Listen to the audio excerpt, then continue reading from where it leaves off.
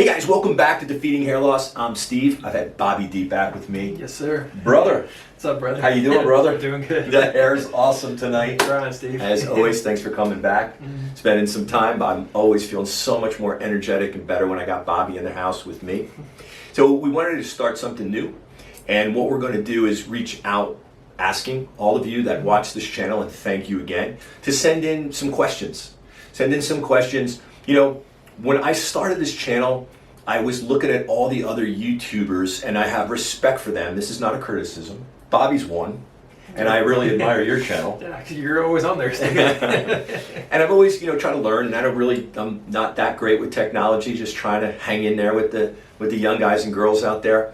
And I just wanted to make this a little bit more colorful, a little bit more like in real life, like going to gyms, going to salons, going to supermarkets, going to airports, talking to people with really cool hair, doesn't have to have hair loss. So we're starting to do that. We just got out of the gym. Thanks for the workout. Always. We'll be putting some of those videos out. I think they started. I just shot with a amazing salon in Austin, Texas. Someone that's using Dr. McGrath's combination medication.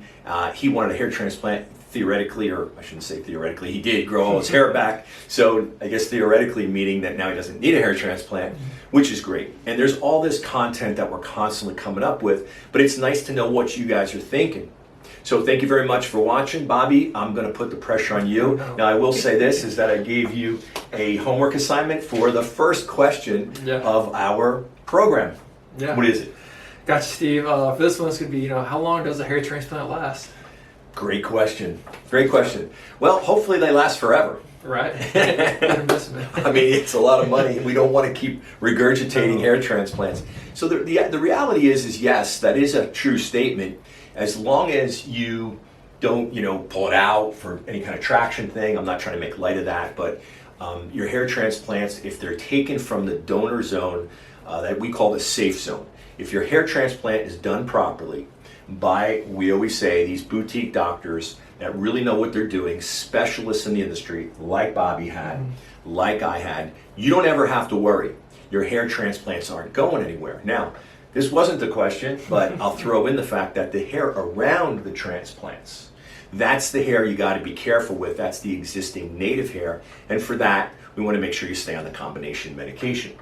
But to make my point with combination medication, even though the hair transplants are not prone and sensitive to the DHT and the genetic mapping, which is going to make those hairs eventually fall out, the combination medication will strengthen the transplants as well. You have no idea how many patients that have come in to see me and they've had like this diffuse thinning almost, but they've got all transplanted hair.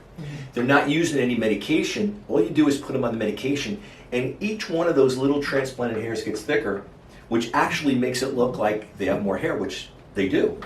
No more kind of like grass seed, just thicker grass.